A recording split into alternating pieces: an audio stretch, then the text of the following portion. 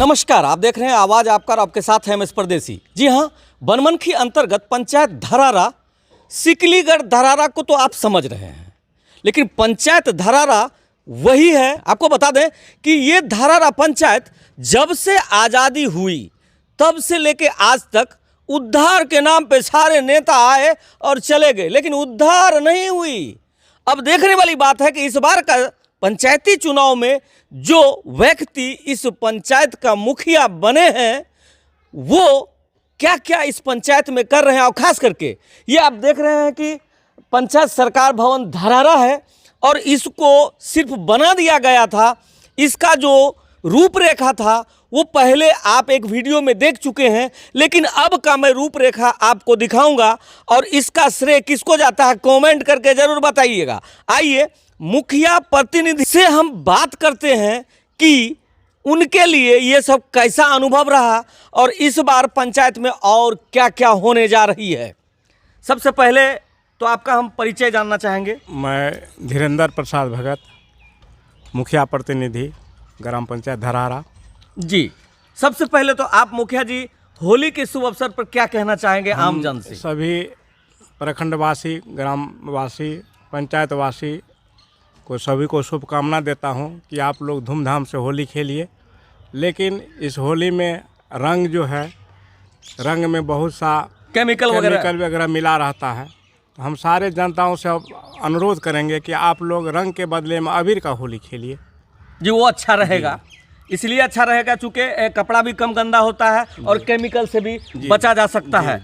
दूसरा बात मुखिया जी, मैं ये जानना चाहता हूँ कि ये जो आप पंचायत सरकार भवन धरारा है, ये तो जर्जर स्थिति में हमको लग रहा है कि अंदर में भी अभी बहुत सारा चीज़ गड़बड़ है। और अभी जो आप इसका नव निर्माण करा रहे हैं, इसका बहुत सा चीज़ हम देखते हैं, बागवानी कराने जा रहे हैं आप। ये इधर से आप नया गेट बनाए हैं और ये इधर पे आप पूरा का पूरा रोड बनाने जा रहे हैं। आगे क्या इरादा है, इसको किस तरीके से मॉडलिंग करेंगे? पंचायत सरकार भवन का निर्माण तो हो गया जी, लेकिन इसके अंदर जो व्यवस्था होना चाहिए वो नहीं हो सका। वो नहीं हुआ। जी जी जी जी। जब हम चुनाव जीतने के बाद हमने प्रखंड स्तरीय पदाधिकारी से संपर्क किए, बीडीओ साहब, बीपीआरओ साहब, जेई साहब, अन्य लोगों को मैंने यहाँ लाया और यहाँ के स्थिति को दिखाया। उन्होंने बहुत दुख व्यक्त किए कि ऐसा नहीं होना चाहिए। उन्होंने मुझे आदेश दिए कि आप जो है 15 वित्त योजना का पैसा आपके फंड में है, इनसे आप इसका विकास का काम कीजिए।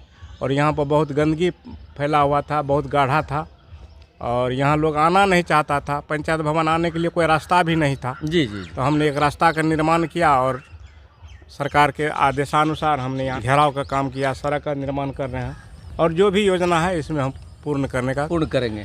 एक सवाल और उठ रही है कि चूँकि हिरण्यकश्यप का क्षेत्र है और हिरण्यकश्यप यहाँ पर उसका मंदिर भी है, प्रहलाद मठ है, और प्रहलाद मठ के बगल में एक धार है, हिरण धार जो कहलाता है।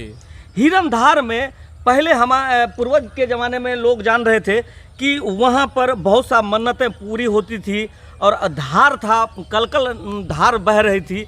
अब वो खत्म हो चुका है। इसके सृजन के बारे में आप क्या सोचते हैं? देखिए, मुझे आज से कुछ सप्ताह पहले मालूम हुई कि कुछ ज़मीनदाता जैसे हाजी औलाद साहब जी थे और शायद काजी उनका घर पर था, बच्चा प्रसाद सिंह जी, उनका पुत्र का नाम है कन्हैया सिंह जी। उनके पिताजी भी जो है ज़मीन दान दिए हैं जी,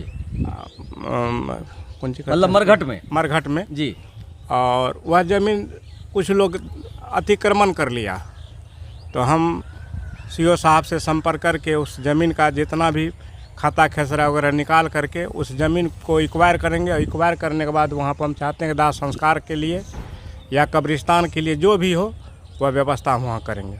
जी, लोग आते गए इस जहाँ में, इसी सांचे में ढल गए, लेकिन कुछ लोग ऐसे आए जो सांचे बदल गए। उसमें से ये मुखिया प्रतिनिधि है। सोच कहाँ जा रही है? बीते 70 साल में जो नहीं हुआ उस चीज़ को उजागर करके और पब्लिक हित में काम करने का सोच रहे हैं। और एक दो सवाल हम लेते हैं। मुखिया जी, ये बताइए कि धरारा अंसारी टोला में एक कब्रिस्तान जाने वाला रास्ता है जो कि पहले ही मनरेगा द्वारा मिट्टी भराई हो चुकी है और उस पे लोगों का मांग है कि उस पे कम से कम फाइबर ब्लॉक भी लगा करके या फिर रास्ता को क्लियर करके या ढलाई करके उस पे जाने आने का आवागमन शुरू कर दिया जाए। इसके बारे में आपका क्या कहना है? देखिए, हम और वार्ड सदस्य हमारे जितने भी वार्ड सदस्य भी हैं बहुत एक्टिव वार्ड सदस्य हैं और हम लोग प्रत्येक वार्ड में जा कर के निरीक्षण करते हैं कि किन व्यक्ति को क्या चीज़ की आवश्यकता है, किस वार्ड में क्या चीज़ का आवश्यकता है।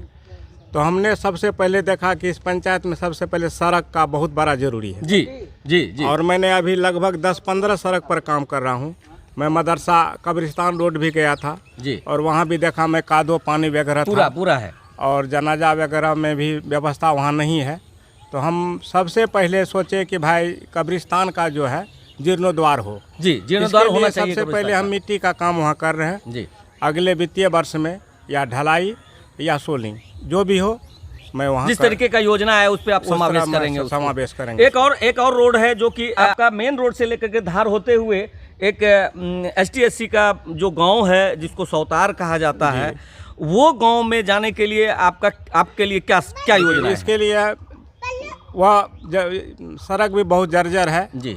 वहाँ भी ठेहुना से ज़्यादा कादो पानी रहता है। बरसात के समय लोग का आवागमन बंद हो जाता है। जब हम चुनाव जीतने के बाद हम विधायक जी से संपर्क किए। विधायक जी ने मुझे आश्वासन दिए यह सड़क जो है हम पक्की कर देंगे। तो रामनगर फरसाही पंचायत प्रताप बॉर्डर जी जी जी, वहाँ एक शिव मंदिर है। वहाँ शिव मंदिर से लेकर के खुटाहड़ी NH 107 तक जी जी जी, उन्होंने वादा किए कि मैं 1-2 महीना के अंदर वहाँ पर पिचिंग का जो है सड़क का निर्माण करवा दूंगा। जी। चूँकि समाज में या फिर ऐसा कह लीजिए कि पंचायत में बहुत सारी समस्याएं हैं, आने वाले दिन में जैसे जैसे आप जीर्णोद्धार करेंगे हम वैसे वैसे आपका कवरेज करेंगे। चूँकि पंचायत में जब कोई काम होती है जो पिछले सालों में अगर नहीं हो पाई है, अगर हो रही है तो आम जनता को दिखाना मेरा कर्तव्य बनता है। और फिर से मैं दोबारा चाहूँगा मुखिया जी के पास आने के लिए। मुखिया जी, आपने होली में रंग को नहीं लगाने के लिए कहा और आप मुखिया जी हैं, मुखिया जी प्रतिनिधि हैं मुखिया के, और इसलिए कह रहे हैं चूँकि ये डॉक्टर भी हैं, प्रैक्टिस करते हैं, और कहा जाए तो मुखिया जी एक आम डॉक्टर होते हुए, गांव के डॉक्टर होते हुए मुखिया का पद संभाल रहे हैं और लोगों के दिल में कितना बसते हैं ये देखने वाली बात है कि एक आम आदमी मुखिया बन सकता है अपने कर्म और कर्ता के हिसाब से कि जन के लिए क्या कर रहे हैं। मुखिया जी, सबसे पहले बताइए, आप चूँकि डॉक्टर भी हैं, बहुत सारे लोगों का उद्धार करते हैं, ये जो केमिकल है इस केमिकल से आपके स्किन पर या फिर और शरीर में क्या क्या इफेक्ट हो सकता है? देखिए, एलर्जी हो जाता है, इसमें चकता हो जाता है जी, और देह नोचने लगता है या चर्म रोग हो जाता है और कुछ लोग को पेट दर्द भी हो जाता है। बहुत तरह का इसमें समस्या चलाता है। बहुत समस्या है उसमें। जी। और दूसरी बात है कि लोग जो है अबीर खेलना पसंद करता है जी, किसी को रंग पसंद नहीं होता है। अधिकतर लोगों को इससे एलर्जी होता है और कंपनी से आजकल जो भी रंग आता है वह सारा जो है प्रदूषित रहता है। जी जी, वह लोग पसंद भी नहीं करता है।